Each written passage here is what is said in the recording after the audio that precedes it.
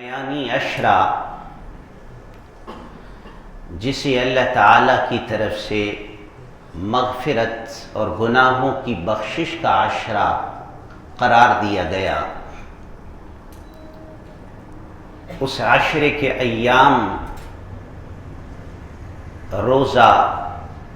اعمال خیر، تراویح، قیام اللیل،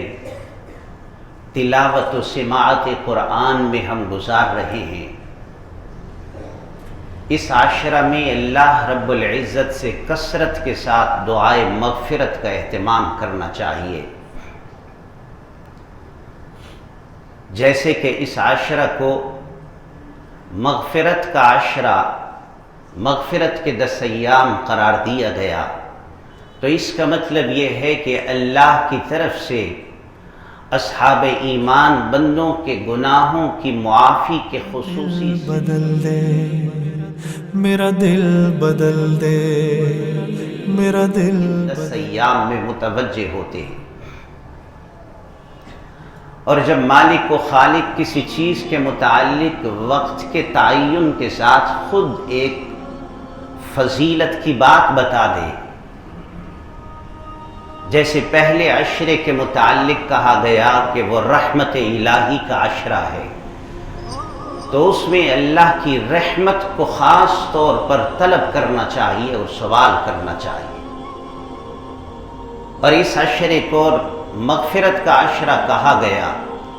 تو سچے دل سے اپنے تمام گناہوں کے اوپر ندامت کا اظہار کرتے ہوئے، توبہ و استغفار کرتے ہوئے اللہ تعالیٰ سے معافی مانگنے کی طرف متوجہ ہو جانا چاہیے، اور اللہ کے حضور گڑ گڑا کر دعائیں کرنی چاہیے، اپنے لیے، اپنے اعزاء و اقارب کے لیے، مرحومین کے لیے، پوری امت مسلمہ کے لیے۔ اگر سب کے گناہوں کی مغفرت ہو جاتی ہے تو اللہ تعالیٰ اپنے فضل و کرم کے باب سب کے لیے مغفرت گزر رہا ہے۔ اس عشرہ مغفرت کے متعلق بہت ساری باتیں کہنے کی ہیں، چند ایک باتیں جو آئندہ کے ایام کے حوالے سے جن کے متعلق ہمیں غور و فکر کرنا چاہیے اور متوجہ ہونا چاہیے۔ میں اپنے لیے، آپ کے لیے قرآن و سنت کی ان باتوں سے ناصحانہ طور پر چند ایک باتیں عرض کر کے اپنے دل اور آپ کے ضمیر کو متوجہ کرتا ہوں۔ سب سے پہلے تو قرآن مجید میں اللہ رب العزت نے روزوں کا مقصد ذکر کرتے ہوئے یہ فرمایا کہ روزے میں نے اس لیے تمہارے اوپر فرض کیے ہیں لعلکم تتقون، تاکہ تم متقی اور پرہیزگار بن جاؤ۔ 15 روزے رکھ لیے ہیں، 16واں روزہ اور اس کے بعد بقیہ روزے رکھنے کے انتظار و امید میں ہیں۔ جب انسان ایک پیریڈ آدھے سے زیادہ تکمیل کے ساتھ گزار لے تو اسے ضرور سوچنا چاہیے کہ اس پیریڈ میں جو مقصد اور جو مفاد، جو نتائج اور جو ثمرات اس کا مقصد ذکر کیے گئے وہ مجھے حاصل کرنے چاہیے تھے، تو میں نے ان کو کس قدر پا لیا ہے؟ کیا آدھے سے زیادہ حاصل کر لیا؟ آدھے سے زیادہ رمضان گزر چکا ہے؟ کیا آدھے سے زیادہ میں تقوی سے متصف ہو چکا ہوں؟ کیا میں متقی و پرہیزگار بن چکا ہوں؟ کیا میں نے اپنی نظر کی حفاظت شروع کر دی ہے؟ کیا میں نے اپنی زبان کی حفاظت کے سلسلے میں اس کو غلط باتوں سے محفوظ کرنا شروع کر دیا ہے؟ کیا غلط بیانی کا ارتکاب تو اب میری زبان سے نہیں ہوتا؟ کیا میں نے ایسی چیزوں سے اپنے کانوں کو محفوظ کرنا شروع کر دیا ہے جو اللہ کی مخالفت اور اللہ کے رسول کی ناپسندیدگی کے کام ہیں، جنہیں تقوی کہا جاتا ہے، جنہیں پرہیزگاری میں داخل اور تصور مانا جاتا ہے؟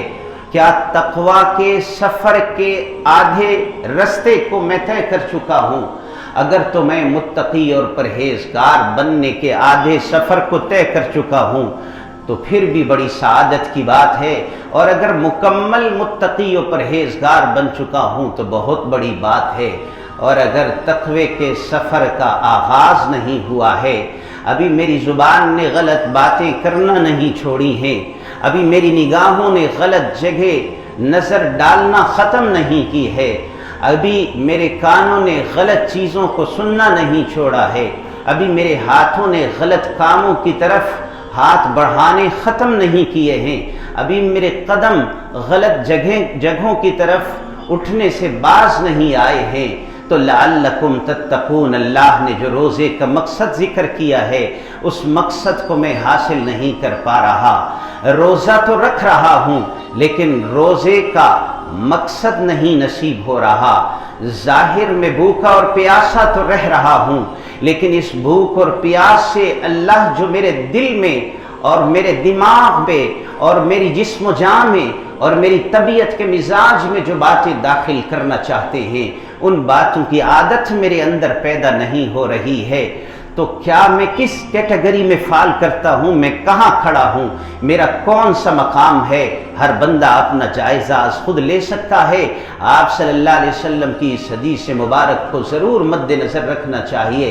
آپ صلی اللہ علیہ وسلم نے ارشاد فرمایا، من لم یدع قول الزور والعمل به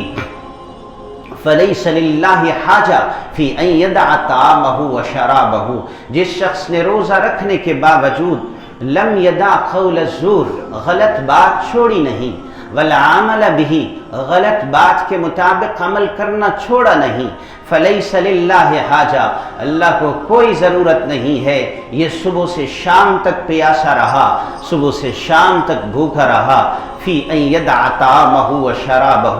اس کا کھانا چھوڑنے، اس کا پینا چھوڑنے کی اللہ کو کوئی ضرورت نہیں ہے۔ اللہ کو کیا ضرورت ہے اس کے کھانا اور پانی چھوڑنے کی؟ اس کو ضرورت تھی، اللہ نے اس کو سکھلانے کے لیے کچھ دیر کے لیے روکا تھا کہ تیرے اندر تقوی پیدا ہو جائے، جبکہ یہ کھانے پینے کا چھوڑنا اس میں تقوی نہیں پیدا کر رہا۔ اس لیے دوسری حدیث میں فرمایا گیا، کم من صائم لیس لہ من صیامہ الا الظمأ وکم من قائم لیس لہ من قیامہ الا السحر، بہت سے روزے دار ایسے ہیں جنہیں بھوکا پیاسا رہنے کے سوا کچھ نصیب نہیں ہوتا، اور بہت سے رات کو قیام کرنے والے ایسے ہیں جنہیں سوائے بیدار رہنے کے اور کچھ نصیب نہیں ہوتا۔ صبر کا مہینہ آیا، فضل کا مہینہ آیا، رحم کا مہینہ آیا، مغفرت کا مہینہ آیا، گناہوں کی بخشش کے پروانے نصیب کیے جانے کا مہینہ آیا، لیکن یہ تقوی سے اپنا حصہ و نصیب نہیں حاصل کر سکا، اس نے اپنے دل کے ظرف کو بند کیے رکھا اور اپنا حصہ سعادت نہیں پا سکا، تو اس سے زیادہ محروم القسمت کوئی شخص نہیں ہے۔ اس لیے مجھے بھی جائزہ لینا ہے، ہر شخص کو جائزہ لینا ہے، میری رمضان سے پہلے کی زندگی میں اور رمضان کی زندگی میں اور رمضان کے درمیان سے زیادہ وقت گزار لینے کی زندگی میں کتنا فرق ہے؟ آیا پہلے اگر کچھ کمی کوتاہی تھی تو درمیان کا اکثر حصہ گزرنے کے بعد میں نے ان کی تلافی کی جانب اپنے آپ کو متوجہ کر لیا ہے یا نہیں کیا ہے؟ اگر توجہ ہے، اللہ کی توفیق سمجھیں، خوش ہو جائیں، رحمت الہی متوجہ ہے، نصیب مل رہا ہے، فضل الہی کا حصہ حاصل ہو رہا ہے، مغفرت نصیب ہو رہی ہے، اللہ تعالیٰ بخشش کے پروانے، جہنم سے آزادی کے پروانے نصیب فرما دیں گے۔ اور اگر نصیب نہیں مل رہا، حصہ نہیں پا رہا، تقوی کی دولت سے متصف نہیں ہو رہا، تو پھر میرے دوستو فکر کی بات ہے کہ رمضان بھی ہمارے باقی دنوں کی طرح گزرتا جا رہا ہے، جیسے بقیہ ایام سال میں ہم نے اپنی طبیعتوں اور مزاجوں میں تقوی نہیں پیدا کیا، رمضان بھی ہمیں متقی نہیں بنا سکا، حالانکہ یہ مہینہ تو بڑی فضیلت والا، بڑے اجر و ثواب والا ہے۔ اس مہینے کے متعلق آپ صلی اللہ علیہ وسلم نے خطبہ دیتے ہوئے ارشاد فرمایا، وَهُوَ شَهْرُ الصَّبْرِ، رمضان کا یہ مہینہ صبر کا مہینہ ہے۔ ہم دیکھتے ہیں کہ ہمارے اندر صبر نہیں پیدا ہو رہا، بلکہ جیسے ہی کھانے کا وقت ہوتا ہے، کھانے کے علاوہ کے مراحل میں بھی جب کوئی پروگرام ہوتے ہیں، جب کہیں آمد و رفت ہوتی ہے، جب کہیں کسی جگہ ہم جا رہے ہوتے ہیں، کسی منزل کو طے کر رہے ہوتے ہیں، کسی لائن میں کھڑے ہو کر کوئی کام پورا کروا رہے ہوتے ہیں، رمضان کے مہینے میں بھی ہم صبر کے ساتھ نہیں جا رہے، ہمارا سفر صبر کے ساتھ نہیں ہو رہا، ہمارے کھانے پینے کی ادا اور عادتیں صبر سے متصف نہیں ہوئی ہیں، لائن کے اندر بھی بے صبری کا مظاہرہ کر رہے ہیں، خاص طور پر اس وقت میں جب افطاری سے کچھ دیر قبل بازاروں چوکوں چوراہوں میں روانی ٹریفک کی روا دوا ہوتی ہے، اس وقت بے صبری کا احساس ہوتا ہے کہ رمضان جو صبر کا مہینہ ہے، یہ صبر سکھانے والا ہے، اللہ نے، اللہ کے نبی نے اسے صبر کا مہینہ قرار دیا ہے، لیکن میں نے اس سے بے صبری سیکھی ہے، مجھے صبر نہیں آ رہا ہے اور میں نے اپنے اندر تحمل نہیں پیدا کیا۔ پر موجودہ ماحول اور حالات میں سب سے زیادہ ضرورت ہے ہمیں اپنے اندر صبر پیدا کرنے کی، اس لیے کہ سیاسی حالات میں بھی بے صبری ہے، گھریلو معاملات میں بھی بے صبری ہے۔ آپ کو کیا کیا مسائل بتاؤں کن مسائل سے الجھے ہوئے ہیں۔ کل ایک دوست نے سوال کیا، ہمارے جاننے والے ہیں اور جمعہ جماعت میں شریک ہونے والے ہیں، اس نے اپنی گھر والی کو بے صبری کے عالم میں یہاں تک کہہ دیا، اگر تو نے گھر میں چائے بنائی تب بھی وہ الفاظ بول دیے جس سے وہ تفریق میں چلی جائے اور جدا ہو جائے، اگر تو نے گھر میں چائے پی تب بھی اس نے وہ الفاظ بول دیے، دیندار ہے، پڑھا لکھا ہے، مگر خاندان بے صبری میں مبتلا ہے، شوہر اور بیوی بے صبری میں مبتلا ہیں، اعزاء و اقارب بہن بھائی بے صبری میں مبتلا ہیں، روزہ رکھا ہے الفاظ بے صبری کے بول رہا ہے، روزہ رکھا ہے گھر میں زندگی بے صبری کی گزار رہا ہے، روزہ رکھا ہے لیکن صبر کے ساتھ زندگی گزارنے کے طریقے اس نے نہیں سیکھے ہیں۔ میرے بھائی، اور روزہ کیا سبق دے رہا ہے اسے، جس نے روزے سے صبر نہیں سیکھا۔ صبر کا صرف یہ مطلب نہیں ہے کھانے سے صبر، پینے سے صبر، صبر کا مطلب یہ ہے اپنی پوری زندگی کو صبر کا عملی نمونہ بنا لیجئے اور صابرین کی صفوں میں شامل ہو جائیں۔ انما یوفی الصابرون اجرہم بغیر حساب، اللہ تعالیٰ جن صبر کرنے والوں کے اجر کے وعدے فرماتے ہیں۔ رمضان کے مہینے کو غمخواری کا مہینہ فرمایا آپ صلی اللہ علیہ وسلم نے،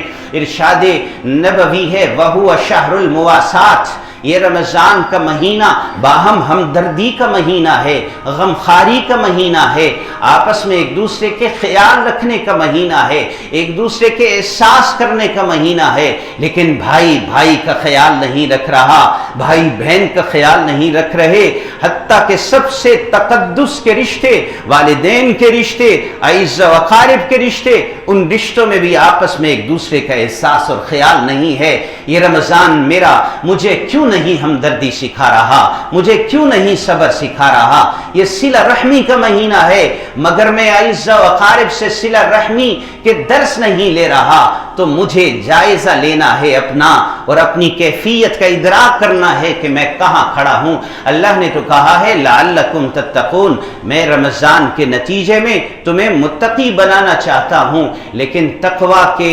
اوصاف سے میں متصف ہونے میں ابھی تک ناکام ہو رہا ہوں، اس لیے جائزہ لینے کے ساتھ ساتھ تقوی کی جانب سفر کا آغاز کرنا ہے۔ ایک تو رمضان کے متعلق ہمیں یہ جائزہ لینا ہے، دوسرا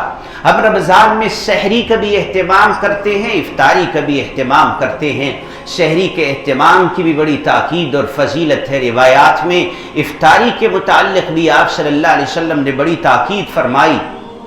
سحری کے متعلق حضور صلی اللہ علیہ وسلم نے فرمایا تسحروا فإن فی السحور برکۃ، سحری ضرور کیا کرو، اس لیے کہ سحری کے کھانے کے اندر برکت ہوا کرتی ہے۔ اور آپ صلی اللہ علیہ وسلم نے فرمایا کہ جب تک لوگ سحری تاخیر کے ساتھ آخر وقت میں کریں گے اور افطار جلدی کیا کریں گے، اس وقت تک لوگ خیر کے ساتھ رہیں گے اور برکت کے ساتھ رہیں گے۔ اور آپ صلی اللہ علیہ وسلم نے ایک صحابی کو دعوت دی سحری کی طرف۔ آج لوگ افطاری کا بھی اہتمام کرواتے ہیں، آپ صلی اللہ علیہ وسلم نے ایک صحابی کو سحری کی طرف بھی دعوت دی اور فرمایا ہلمو، آؤ الی الغداء المبارک، ایک بڑا ہی برکت والا کھانا ہے، اس بابرکت کھانے کی طرف آ جاؤ اور میرے ساتھ کھانا تناول کرو۔ تو سحری کو بابرکت کھانا کہا گیا، سحری بھی بابرکت ہے، افطاری بھی بابرکت ہے۔